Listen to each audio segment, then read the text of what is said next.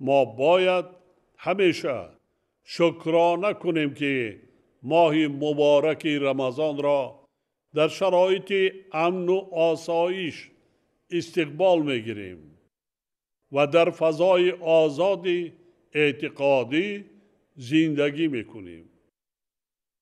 چنین شرایط مساعد و فضای سازگار هر فردی صاحب عقل سالم و صاحب ایمان را وادار می سازد که به قدر استقلال و آزادی وطن و صلح و ثبات کامل رسد و شکرانه این نعمتها را بجا آورد. همدیاران ارجمند، در حدیث های پیغمبر اسلام حضرت محمد ماه رمضان همچون ایام خیر و سخاوت، رحمت و مغفرت، آمرزش گناه ها و اجابت دعاها تاکید شده است. گرامی دانستن این ماه شریف برای مسلمانان جهان از آن سرچشمه میگیرد که کتاب مقدس قرآن در آن نازل شده است. این ماه ارزش و حکمت‌های زیادی سبق آموز دارد. یکی از آنها پرهیزگاری و پاکی، غلبه بر نفس و خودداری کردن از بدی و زشتکاری می باشد.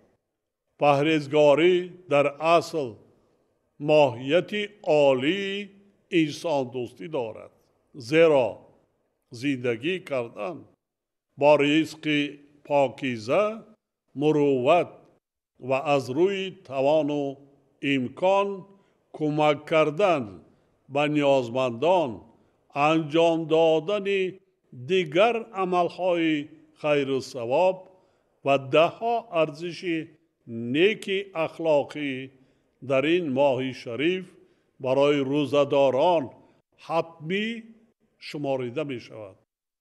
باز نمودن در سخاوت و همت نه به خاطر دریافت مرتبه و شهرت میان اهل جامعه، بلکه به خاطر رضای خداوند از خصلت‌های دیگری این ماه مبارک می باشد.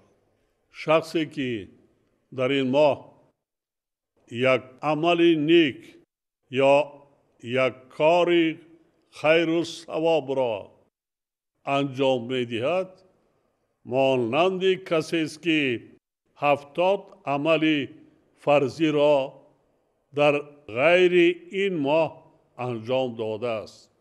صدقه به یتیمان و معیوبان، عائله‌های بی‌سرابان و کم‌بضاعت و دیگر نیازمندان یکی از عملهای خیر می باشد که ثواب بیشتری انجام دادن آن محض در ماه شریف رمضان تاکید شده است. در این بابت پیامبر اسلام فرمودند بهترین و با ارزشترین صدقه آن است که در ماه رمضان انجام گیرد. حکمت صدقه از نظر اجتماعی همراز و همنوای جامعه در غم و سعادت آن بودن است. از این رو در این ماه مبارک به یتیمان و معیوبان، محتاجان و درماندگان، عائله‌های کم‌بضاعت و شخصان بی‌سرابان دست یاری دراز کردن در آبادی کشور و حل مشکلات اجتماعی مردم سهم گذاشتن بسیار مهم می باشد.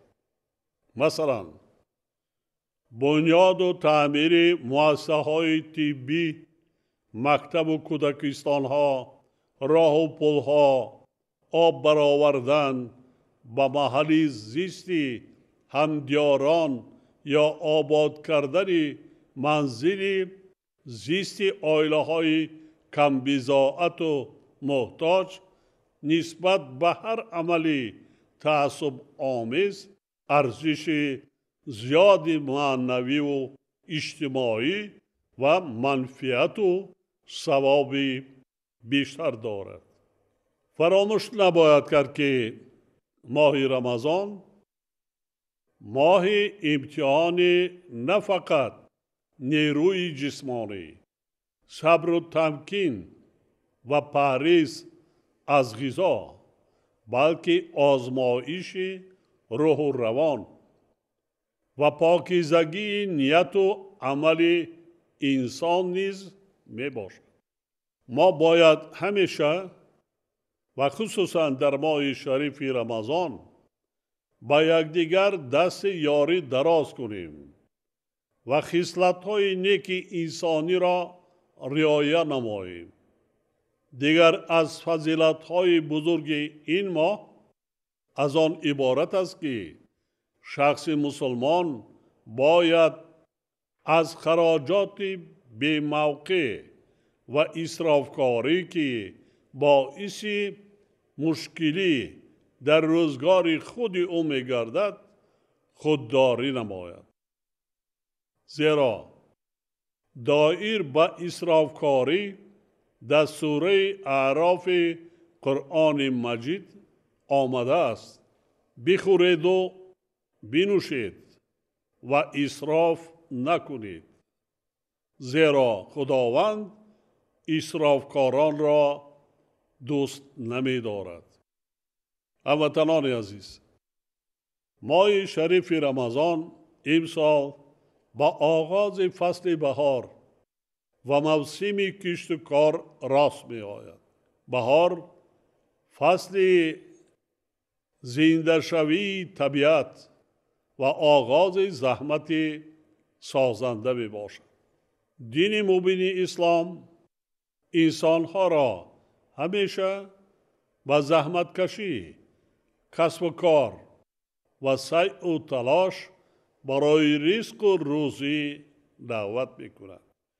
هر کسی که در روزهای ماه مبارک رمضان با نیت پاک زحمت می‌کشد و کشت و کار می‌کند، نه تنها رزق خود و اهل عائله‌اش را تامین می‌سازد، بلکه به جامعه نیز منفعت زیاد می‌رساند.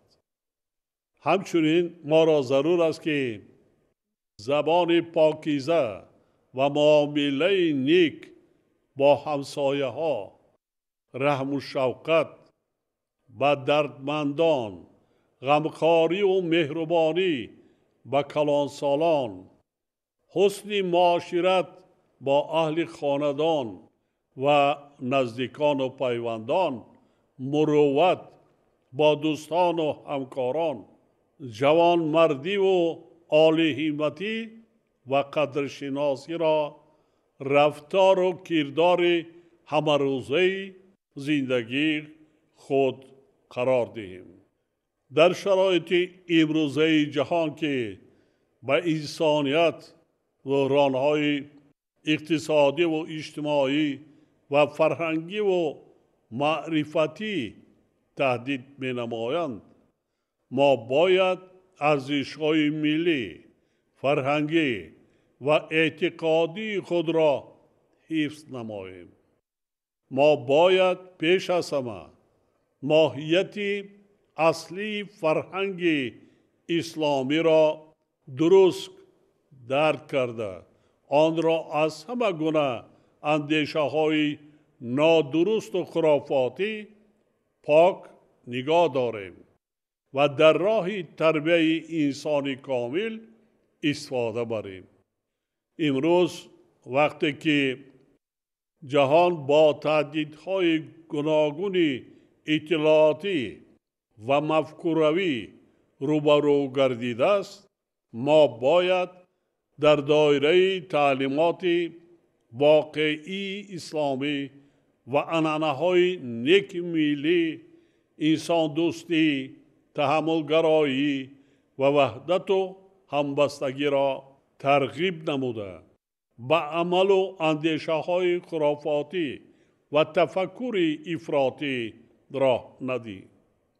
شهروندان کشور را ضرور است که در این ماه مبارک به همدیگر مهربان باشند و احتیاجمندان دست یاری دراز کنند، سر یتیمان را صله نمایند، با خویش و اقربا، همسایه ها، یار و دوستان مناسبت خوب داشته باشند و از دلهای خود کینه و عداوت را دور نمایند. مسلمان کامل باید به وطن و ملت خود صادق، در حفظ مرز و بوم آن آماده و ننگ و ناموس وطنداری داشته باشد و در آبادانی سرزمین اجدادی خویش سهمگزار باشد. زیرا طبق فرموده پیغمبر اسلام، محبت به وطن از جمله ایمان است. در آغاز این ماه مبارک به مردم شریف تاجیکستان پیش از همه سلامتی، صلح و آرامی، ایمان کامل، خوشبختی و نیکروزی و در کار و زندگی هر فردی جامعه برار و کامیابی ها آرزو می نمایم. ماه شریف رمضان مبارک باشد هموطنان عزیز. امروز تحت ریاست پرزیدنت جمهوری تاجیکستان پیشوای ملت رئیس حکومت کشور محترم امام علی رحمان مجلس حکومت جمهوری تاجیکستان برگزار گردید. در مجلس سرور دولت محترم امام علی رحمان دایر بر رشد بخش‌های گوناگون ساحه صنعت از جمله صنعت کوهی، نساجی، افزون نمودن کارکرد وطنی، کندنی‌های فایده‌ناک و محصولات کشاورزی با راه زیاد کردن اقتدارهای الهه‌ای تولید نیروی برق از جمله از منبع‌های نیروی سبز، تامین نمودن استقلال انرژتیکی به مسئولین سپارش‌های مشخص دادند. 28 فوریه تحت ریاست پرزیدنت جمهوری تاجیکستان پیشوای ملت رئیس حکومت کشور محترم امام علی رحمان مجلس حکومت جمهوری تاجیکستان برگزار گردید. در کار مجلس نخست درباره استراتژی ملی ارزیابی صفت تحصیلات در جمهوری تاجیکستان برای دوره تا سال 2044 گزارش وزیر معارف و علم تاجیکستان رحیم سیدزاده شنیده شد. تاکید گردید که استراتژی ملی به تکمیل روند تعلیم روانه شده به تامین صفت تحصیلات مساعدت میکند و برای اشتراک در ارزیابی بین المللی صفت تحصیلات زمینه میگذارد. صفت تحصیلات با در نظر داشت تامین شرایط مساعد برای تعلیم و تربیت، اقتدار کادری، ادبیات تعلیمی با قابلیت ذهنی و فیزیولوژی تربیت گیرندگان و خوانندگان مطابق، واسطه های تعلیمی، مواد متدی و عیانی، اینچنین از خودکنی برنامه‌های تعلیمی و تربیوی موافق با طلبات استانداردهای دولتی تحصیلات مورد ارزیابی قرار می‌گیرد. سرور دولت سپارش دادند که وزارت معارف و علم، اداره‌های داخلدار و مقامات اجرایی محلی حکومت دولتی برای عملی سازی استراتژی مذکور و برطرف نمودن کمبودی‌های جدی ساحه تدبیرهای مشخص اندیشیده همه ساله تا 1 فوریه به حکومت جمهوری تاجیکستان معلومات دهند. سپس لایحه سازشنامه میان حکومت جمهوری تاجیکستان و حکومت فدراسیون روسیه درباره تأسیس پارک صنعتی در حدود جمهوری تاجیکستان بررسی و قبول شد. در ادامه مجلس برنامه سالمگردانی محفوظگاه‌های پرتاب‌های کارکرد معدنی اوراندار در جمهوری تاجیکستان برای سال‌های 2025-2030 و برنامه آموزش کسبی و با کار تامین نمودن محکوم شدگان و شخصان از ادای جزا آزاد شده برای سال‌های 2025-2030 محاکمه گردید.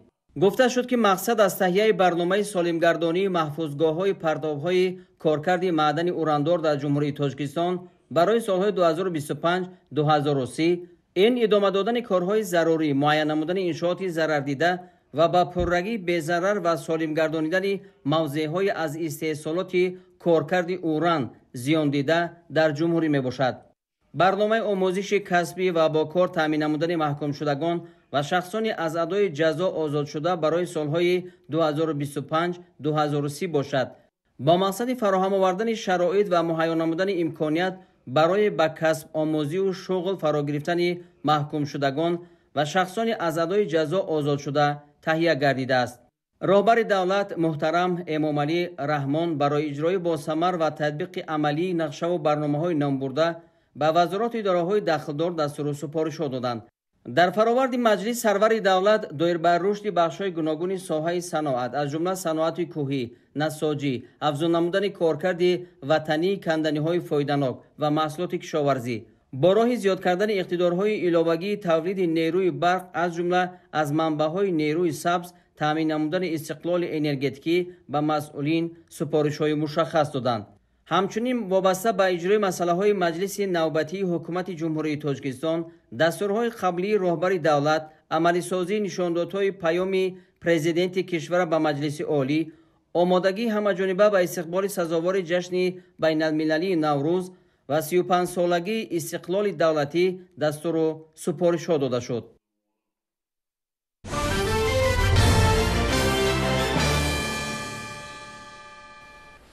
تاجیکستان در عرفه معرکه مهم سیاسی قرار دارد. 2 مارس سال روان در مملکت انتخابات وکیلان مجلس نمایندگان مجلس عالی جمهوری تاجیکستان و وکیلان مجلس‌های محلی برگزار می‌گردد. در همین زمینه امروز رئیس کمیسیون مرکزی انتخابات و رایپرسی جمهوری تاجیکستان بختیار خدایارزاده با گروه مشاهدان بین المللی ملاقات انجام داد.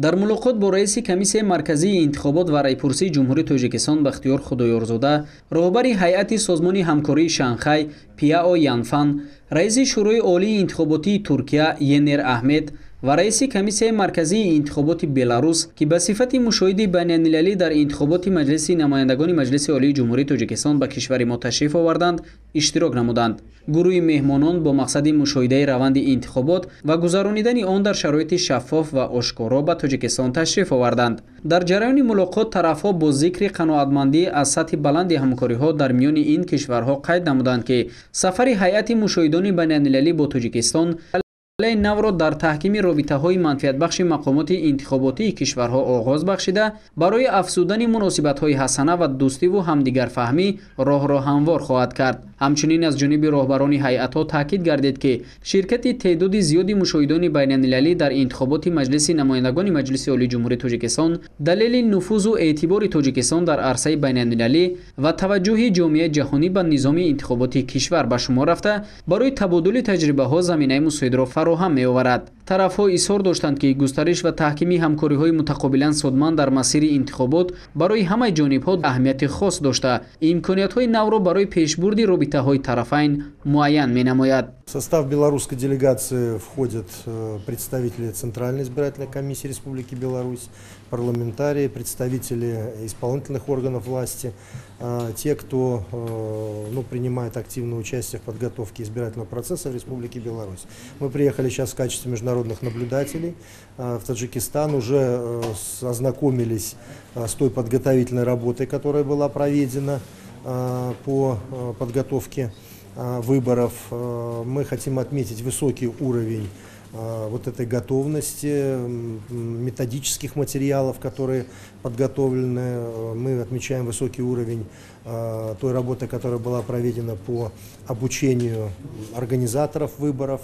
И надеемся, что выборы пройдут в интересах таджикского государства и таджикского народа.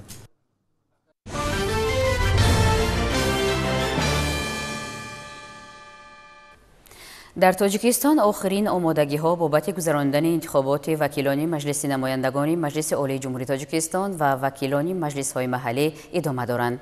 طی دوره آمادگی‌ها حوزه و участковой انتخاباتی شهر اصفهان هم جهت دایر ساختن انتخابات شفاف و دموکراتی پارلمانی برای انتخاب کنندگان و انتخاب شوندگان تمام کارهای تدارکاتی را سامان دادند. تفصیلات بیشتر در این باره. дар шаҳру деҳоти исфара чун дар саросари кишвар омодагиҳо баҳри дар сатҳи баланд ва муташаккилона доир намудани маъракаи муҳими сиёсӣ, интихоботи вакилони маҷлиси намояндагони Маҷлиси Олии Ҷумҳурии Тоҷикистон ва маҷлисҳои маҳаллӣ вусъати тоза мегирад. дар ҳамаи участкаҳои интихоботии ҳавзаи интихоботии исфара рақами 20 корҳои омодагии ҷиҳати дар сатҳи баланди ташкилӣ доир намудани интихоботи дар пеш истода идома дошта, бо аҳолӣ оид ба иштироки фаъолонаи онҳо дар ин маъракаи муҳими сиёсӣ корҳои фаҳмондадиҳӣ ба роҳ монда шудааст. бо мақсади дар сатҳи баланд доир намудани маъракаи интихобот бинои участкаҳои интихоботӣ мутобиқи талабот ҷиҳозонида шудаву хабарномаҳо тақсим гардида рӯйхати дақиқи интихобкунандагон тартиб дода шудааст. ҳамаи участкаҳои интихоботӣ бо ҳуҷра ва қуттиҳои махсус, хонаҳои модару кӯдак, ёрии тиббӣ, утоқи кории комиссияи интихоботӣ, навиштаҷотҳо, пантусҳо, ҷевони оҳанин, нишонаҳои сарироҳӣ, мизу курсӣ ва дастуру ҳуҷҷатҳои лозимӣ таъминанд. айни замон ҳамаи 86 участкаҳои интихоботӣ дар ҳудуди шаҳру деҳоти исфара ҷойгир шуда ба маъракаи интихобот ки рӯзи 2 март баргузор мегардад бо пуррагӣ омода ҳастанд. ҳамаи онҳо бо бюллетенҳои овоздиҳӣ ва дигар маводҳои зарурӣ таъмин карда шудаанд. тибқи рӯйхати участкаҳои интихоботӣ пешниҳод гардида, дар рӯзи интихобот 165203 нафар интихобкунандагон дар ин маъракаи муҳим ширкат хоҳанд варзид. аз он ҷумла 588 нафар бори аввал овоз медиҳанд.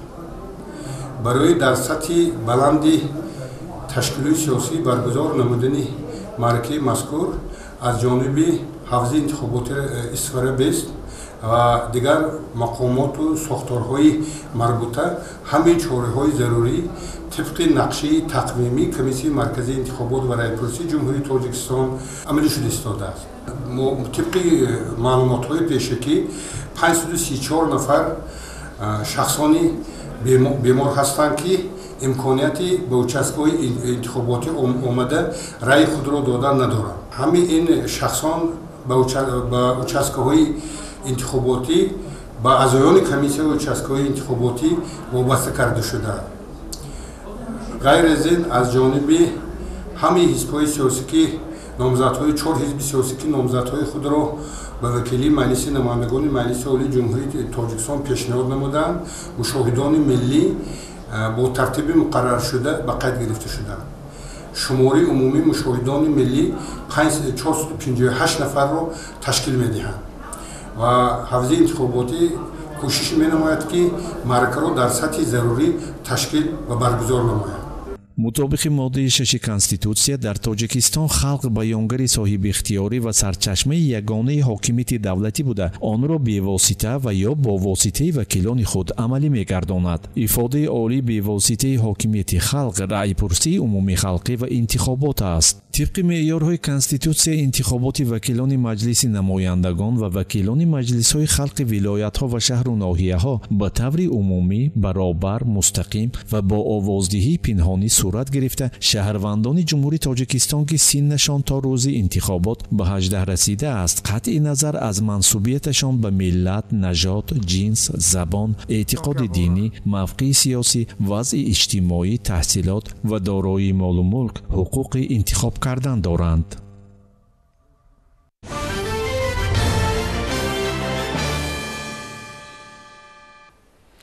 дар ноҳияи восеъ мулоқоти номзадҳо ба вакилии Маҷлиси намояндагони Маҷлиси Олии Ҷумҳурии Тоҷикистон аз ҳафзаи интихоботи якмандатӣ Мир Саид Алӣ Ҳамадонӣ рақами 35 оид ба интихоботи вакилон доир шуд. номзадҳо дар назди интихобкунандагон ҷузъиёти барномаҳои пеш аз интихоботи худро шарҳ дода, таъкид доштанд, ки бо интихоб шуданашон ба мақоми вакилӣ дар пешрафти кишвар саҳм мегузоранд. дар ҷамоати деҳоти миралиободи ноҳияи восеъ вохӯрии номзадҳо ба вакилии Маҷлиси намояндагони Маҷлиси Олии Ҷумҳурии Тоҷикистон аз ҳавзаи якмандатии интихоботии рақами 35 бо интихобкунандагон доир гардид. дар ҳавзаи мазкур номзадии 4 нафар аз ҳизбҳои сиёсӣ ба тариқи худпешбарӣ ба қайд гирифта шудааст. номзад аз ҳизби халқии демократии Тоҷикистон Саидзода Фирдавс ҳамроҳ, аз ҳизби аграрии Тоҷикистон Одинаи Файзимат тариқи худпешбарӣ бошад, Маҳмадшоев Мустафо ва Давлатзода Иноят Маҳмадулло мебошанд. дар вохӯрӣ бо интихобкунандагон аз ҷамоати деҳоти миралиобод барои шиносоӣ бо номзадҳо бо шахсони боэътимоди номзадҳо ба вакилии маҷлиси намояндагони маҷлиси олии ҷумҳурии тоҷикистон ва номзадҳо ба вакилии маҷлиси намояндагони маҷлиси олии ҷумҳурии тоҷикистон имконияти баробар дода шуд.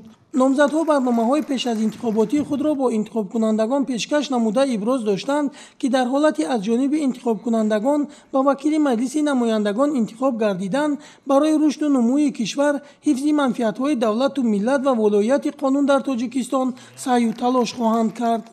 ман имрӯз дар маҷлис иштирок намуда бо номзадҳо аз наздик шиносоӣ пайдо карда ва акнун медонам ки рӯзи 2 март ба тарафдории кадом номзад овоз диҳам.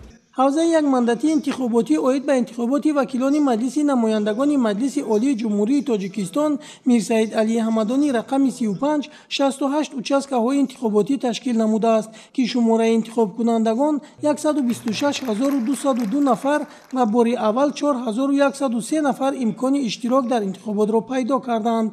дар ин вохӯрӣ шумораи ҷавононе ки бори аввал ҳуқуқи дар интихобот иштирок карданро пайдо намуданд, онҳо ба суханронии ҳар як номзад аҳамияти ҷиддӣ медоданд. ман акнун ҳуқуқи дар интихобот иштирок карданро пайдо кардам ва дар участкаи интихоботӣ рафта бо номзадҳои арзанда овоз медиҳам. мувофиқи талаботи қонунгузории ҷумҳурии тоҷикистон дар бораи интихобот, номзадҳо ҳуқуқ доранд то як рӯз пеш аз интихобот корҳои таблиғотиро дар байни интихобкунандагон идома диҳанд ва дар ин ҳавза номзадҳо аллакай бо ҳамаи интихобкунандагон суҳбату вохӯриҳои хешро доир намуданд. дар ҳар як вохӯрӣ аз интихобкунандагон даъват ба амал оварда шуд, ки рӯзи 2 март ба участкаҳои интихоботӣ ҳозир шуда ба номзади арзанда раъи худро диҳанд. ширинҷон Сафарзода, Сайфиддин Исмоилов аз ноҳияи Восеъ барои барномаи Навид.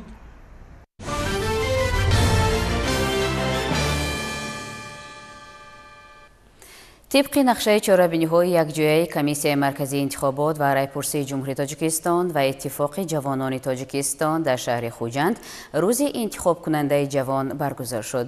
مقصد از تشکیل این چاره‌بینی تقویت معرفت حقوقی و سیاسی انتخاب کنندگان جوان و درک مسئله انتخابات همچون معرکه مهم سیاسی در جامعه دموکراتی ارزیابی می‌گردد. در شهر خوجند با اشتراک نمایندگان ریاست کار با جوانان و ورزش ولایت سوخت، رئیس حوزه انتخاباتی جوانان، اعضای اتفاق جوانان تاجیکستان و والنتیران روز انتخاب کننده جوان برگزار شد. چاره‌بینی با تشبث کمیته کار با جوانان و ورزش نزد حکومت جمهوری تاجیکستان و ریاست کار با جوانان و ورزش ولایت سوخت دایر شده. هدف اساسی آن بلند برداشتن معرفت سیاسی و حقوقی جوانان در روند انتخابات میباشد. انتخاب کنندگانی که سن آنها تا روز 2 مارت به سن 18 در آمدند امروز در اینجا جمع شدند. اویدی ماهیت انتخابات، اویدی از رفت انتخابات با آنها معلومات داده شد. هر یک انتخاب کننده به هر یک انتخاب کننده فهمانده شد که آنها باید در روز انتخابات با شناسنامه خود و دعوتنامه خود به نزد اعضایان участок انتخاباتی حاضر شوند و با برابری به قید گرفتن و امضاهای خود را گذاشتن به دست آنها بولتن ها داده می شود و آنها در جای مقرر شده مخفی با نظارتچیان مشاهده‌چیان آنها نامزدهای ارزنده خود را می توانند انتخاب کنند.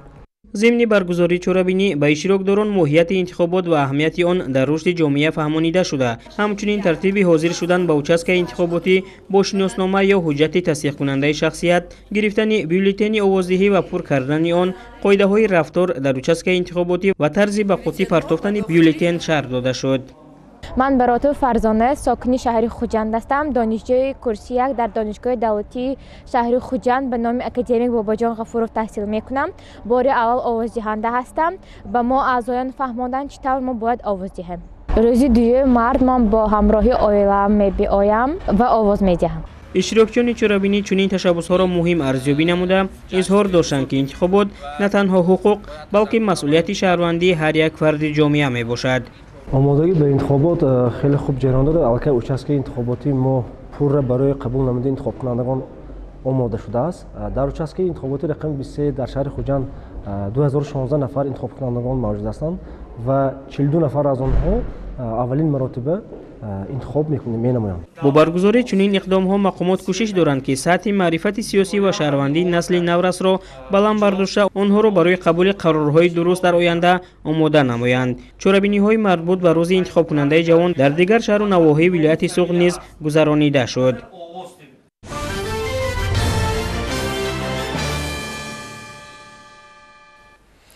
иштироки фаъолонаи ҷавонон дар раванди интихобот бозгӯи камолоти фарҳанги сиёсию ҳуқуқии созандагони ватан мебошад. бобати ошно кардани ҷавононе ки маротибаи аввал ба интихобот рафта мавқеи шаҳрвандии худро муайян мекунанд, дар шаҳри ҳисор рӯзи интихобкунандаи ҷавон доир шуд ки ҳамкорамон Бахтиёр Қодирзода аз рафти ин тадбир гузориш медиҳад. با ابتکار بخش کار با جوانان و ورزش شهر حصار در تمام участкаҳои انتخاباتی حدود شهر صحبت و واخوری‌ها دایر گردید که در آن نمایندگان حوزه انتخاباتی یک مندتی حصار 7 و جوانانی که بار اول در انتخابات شرکت می‌ورزند کارهای فهماندهی به راه مانده شد. باید گفت که واخوری سودمند در اساس نقشه چاره‌بینی‌های کمیته کار با جوانان و ورزش نزد حکومت جمهوری تاجیکستان در همکاری با کمیسیه مرکزی انتخابات و رایپرسی جمهوری تاجیکستان صورت گرفته. هدف از برگزاری آن بلند برداشتن معرفت سیاسی جوانان و شناس نمودن آنها با ترتیب اشتراک فعالانه در انتخابات می باشد. مسئولین بخش کار با جوانان و ورزش شهر حصار اشتراک جوانان را در این معرکه سیاسی مهم ارزیابی نموده اقدام روزی انتخاب کننده جوان تشکیل نمودند. در این روند نخست طرز درست وارد شدن به حجره‌های آوازدهی، رای دادن به حزب و نامزد ارزنده و به قوطی گذاشتن ورقه‌های آوازدهی فهمانیده شد. این چنین برای هوسمندگردانی و اشتراک فعال شهروندان کامل حقوق که بار اول در این معرکه سیاسی انتخابات اشتراک می‌نمایند، تحفه‌های خاطره‌ای از قبیل اثرهای گران ارزش سرور دولت تقدیم کرده شد. مقصد اساسی این چاره‌بینی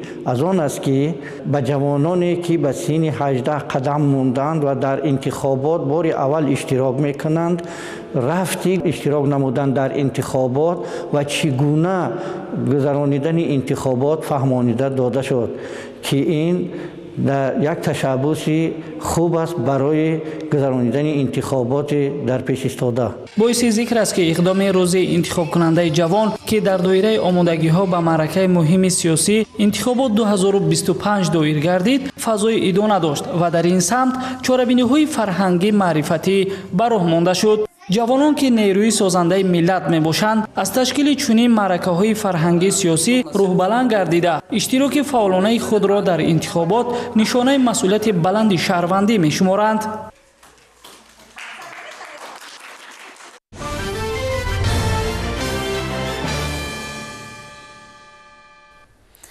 дар донишгоҳи технологии тоҷикистон бахшида ба эълони солҳои рушди саноат солҳои 2022-2026 ҳамоиши илмӣ амалӣ баргузор шуд. тадбири мазкур бо баррасии масоили дар хури рӯз сурат гирифта дар кори он намояндагони сохторҳои марбутаи кишвар аз ҷумла муассисаҳои истеҳсолии пойтахти мамлакат иштирок намуданд. гузориши Наврӯз Вазирзода дар ин хусус таҳия шудааст.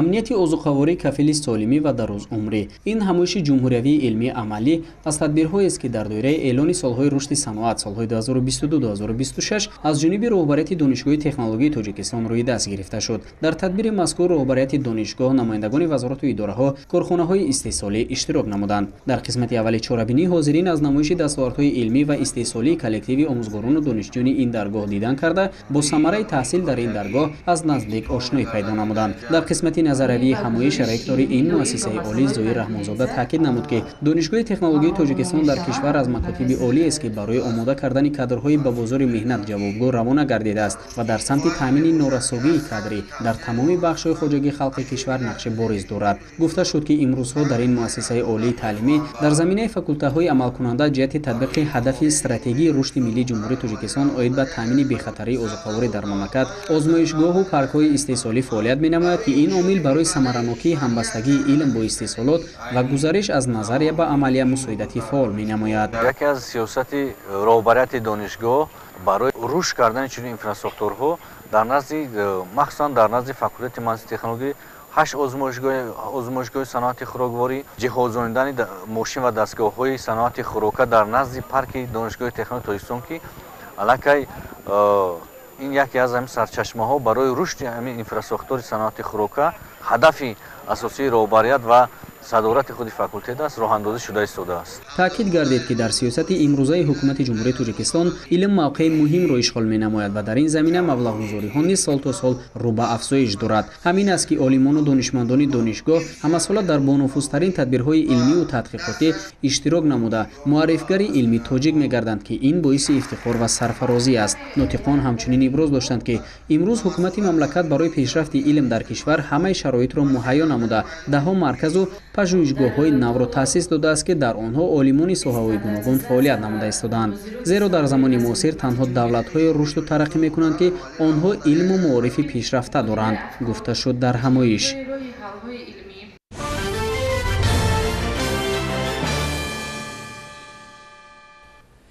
бо фарорасии фасли баҳор ташвишу тараддуди марди деҳқон зиёд мегардад.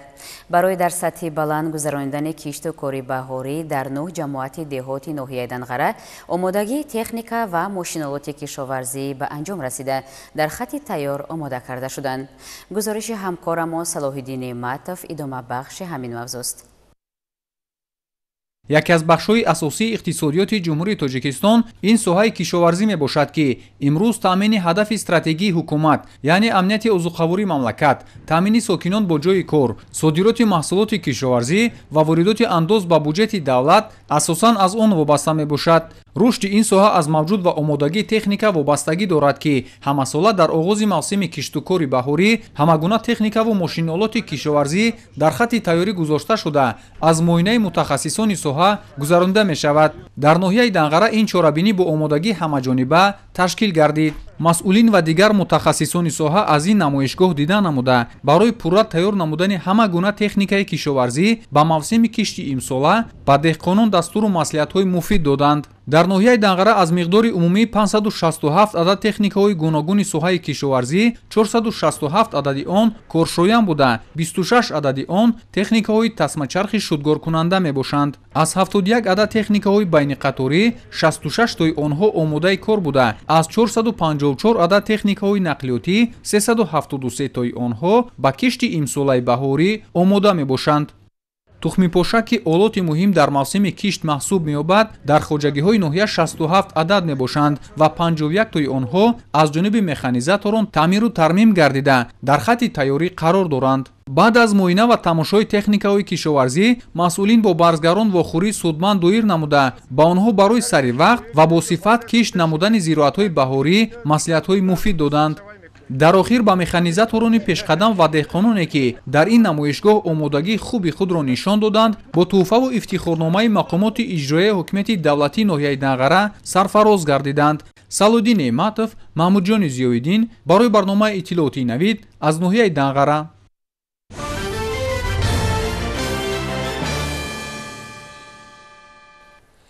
дар шаҳри Конибодоми вилояти Суғд маъракаи кишти картошка идома дорад. хоҷагидорони шаҳр тасмим доранд ки майдони кишти картошкаро нисбат ба соли гузашта васеъ кунанд. дар мавсими сипарӣ гардида деҳқонон майдони киштро васеъ ва ҳосилнокиро зиёд намуда бобати иҷрои дастурҳои ҳукумати мамлакат дар самти зиёд кардани истеҳсоли картошка ва таъмини аҳолии мамлакат талош ба харҷ доданд.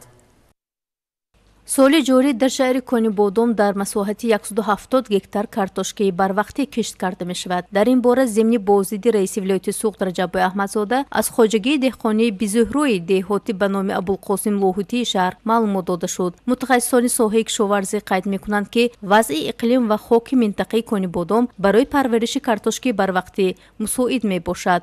имрӯзҳо деҳқонон аз усулҳои пешрафтаи кишоварзӣ истифода мебаранд ки ин ба баланд шудани ҳосилнокии замин мусоидат мекунад. хоҷагии деҳқонии бизӯҳрӯ дорои 4 гектар замин буда аъзоёни хоҷагӣ асосан картошка, пахта ва шалғам кишт мекунанд. аҳли заҳмати хоҷагӣ бо назардошти мутобиқ будани замин барои кишти картошкаи барвақтӣ майдони кишти ин намуди маҳсулоти кишоварзиро соли ҷорӣ зиёдтар намуданд. дар шаҳри Конибодом кишти картошка оғоз ёфт. ҳоло кишти картошка идома дорад. ҳамарӯза аз 10 то 12 гектар картошка кишт карда истодем. мувофиқи шаҳри Конибодом ҳамин ҳаракат мекунем ки бо замин техникао аз боди ҳавои мусоид истифода бурда киштро дар муҳлати оптималӣ ба анҷом расонем. дар доираи рушди соҳаи кишоварзӣ ба деҳқонон барои беҳтар намудани сифати маҳсулот ва зиёд кардани ҳаҷми истеҳсолот машваратҳои судманд дода мешаванд. ин имконият медиҳад ки фаъолияти хоҷагиҳои деҳқонӣ самараноктар гардад. ҳамин тариқ зиёд шудани майдони кишти картошкии барвақтӣ дар шаҳри Конибодом нишон медиҳад ки деҳқонон ба парвариши ин зироати муҳими кишоварзӣ таваҷҷӯҳи бештар зоҳир менамоянд.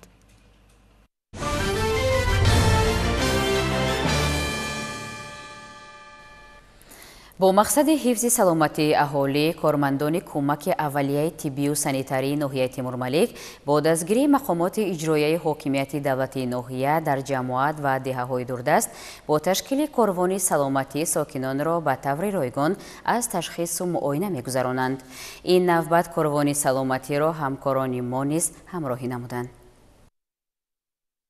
дар доираи корҳои ободонию бунёдкорӣ бахшида ба 35-солагии истиқлолияти давлатии ҷумҳурии Тоҷикистон дар ноҳияи Темур-Малик дар баробари дигар иншоот ба бунёди иншооти соҳаи тандурустӣ аҳамияти ҷиддӣ зоҳир гардида, даҳҳо биноҳои марказҳои саломатӣ таъмиру аз навсозӣ карда шуданд.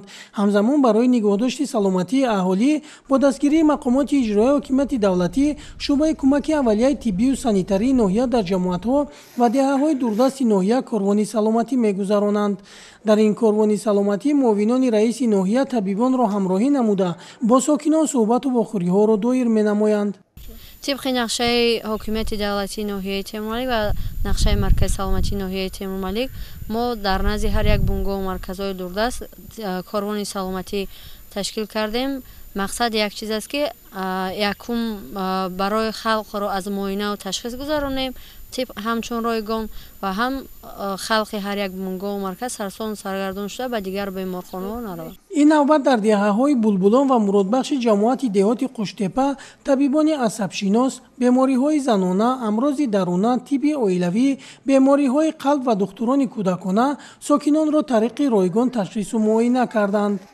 дар ин рӯз дар ду деҳа табибон беш аз 200 нафар сокинонро аз ташхису муоина гузарониданд ва ба гуфти сардори кӯмаки аввалияи тиббию санитарии ноҳия корвони саломатӣ дар дигар деҳаҳои дурдаст низ роҳандозӣ карда мешавад. ширинҷон Сафарзода, Сайфиддин Исмоилов аз ноҳияи Темур-Малик барои барномаи Навид.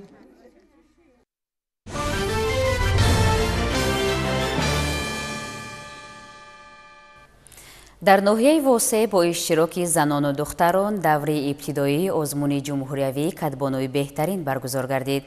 зимни озмун аз ҷониби катбонуҳои моҳир ороиши дастархони тоҷикӣ бо пешниҳоди таомҳои миллӣ ба намоиш гузошта шуд. ҷузъиёти бештар дар гузориши Хоҷа Назриев. сарвати асосии ҳар кишвар мардум ва фарҳанги он мебошад. яке аз ин ҳунарҳо таомҳои миллӣ ба шумор рафта занони ноҳияи восеъ дар ин самт ҳунарманд ҳастанд. ғолиби даври ноҳиявӣ озмуни ҷамъияти фарҳангии ҷумҳуриявӣ бахшида ба иди наврӯз сокини шаҳраки ҳулбуг Савлатбӣ Тағоева имсол беҳтарин катбонуи ноҳия шинохта шуд.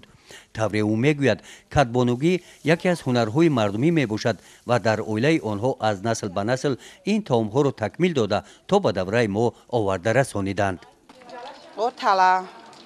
ош, ширкаду, далда, ширбирин, оши тупа. ҳамин очаҷонам ҳамин корҳоро мекарданд дар вақташ мо ҳамин ёд гирифтем. имрӯз фарзандо мекунанд? бале, келинҳо. бози келинҳо мекунанд.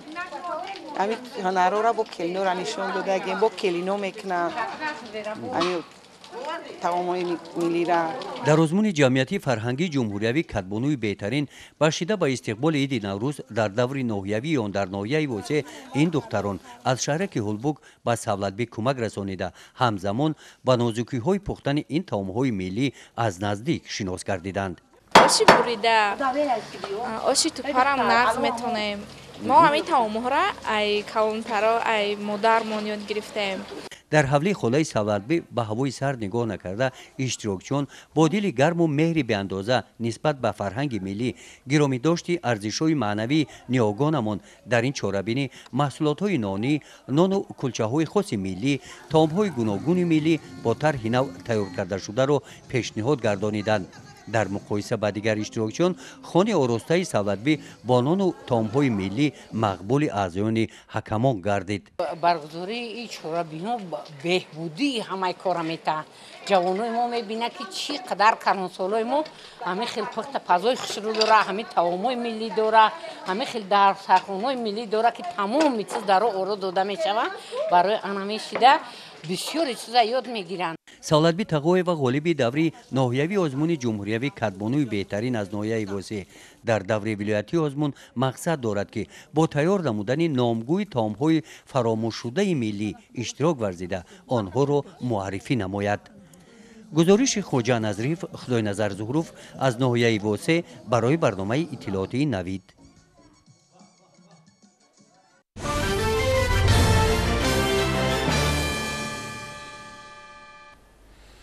чӯбтарошӣ яке аз ҳунарҳои суннатии тоҷикон мебошад ва аз қадимулайём халқи тоҷик ба маҳсулоти ин нави ҳунармандӣ ниёз дорад. устои чӯбтарош Саид Аҳмад Мирзораҳматов, сокини ноҳияи Тоҷикобод, ба ин ҳунари қадимаи миллати тоҷик такя намуда лавозимоти рӯзгорро омода месозад. мирзораҳматов Саид Аҳмад зиёда аз 30 сол мешавад ки ба касби чӯбтарошӣ машғул буда аҳолӣ аз маҳсулоти омоданамудаи ӯ баҳравар мегарданд. ин ҳунарманди мумтоз асосан ба тарошидани гавхора, дару тиреза машғул мебошад. ҳунарманд дар касби худ таҷрибаи бой дошта, эҷоду офаридаҳои ӯ дар байни аҳолӣ маҳбубияти хоса доранд. ҳунарманд маҳсулоти худро аз дарахтони маҳаллӣ бед тайёр намуда бо маҳороти баланд ба мардум пешниҳод менамоянд. ман касба ай падармо омӯхтем, зиёда ай 30 сол шид ки ай падармо омӯхтем, падармом ҳамин касба мекард. ана ҳозир мо бо барои писаром нишон додагем ҳамин касба омӯхта истодем ва аллакай омӯхтанд. дар рост мекунем, треза рост мекунем, вилан рост мекунем, ҳамин асбобҳо, ҳамин барои хоҷагӣ чизе ки дар кор боша, ҳамин тахтаву чӯб мо ӯро соз мекунем. ягон танқисӣ надора, намекашем. оятулло азимов солҳои зиёд аст ки ба табақтарошӣ машғул буда ин ҳунарманд маҳсулоти худро аз дарахтони маҳаллӣ бед чормағз тайёр намуда бо маҳороти баланд ба мардум пешниҳод менамоянд. ҳунари dastoни номбурда дар намоишгоҳи минтақавию ҷумҳуриявӣ ба намоиш гузошта шуда борҳо ба ҳунари ӯ баҳои баланд дода шудааст. имрӯзҳо оятулло азимов баҳри аз байн нарафтани ин касби аз гузаштагон мерос монда ҳунари табақтароширо ба шогирдони худ меомӯзонанд. дастуру супоришҳои ҳукумати ҷумҳурӣ бобати эҳёи ҳунарҳои мардумӣ дар ин минтақаи зебоманзари кӯҳистон дар мисоли чунин ҳунармандону косибони чирадаст амалӣ мегардад.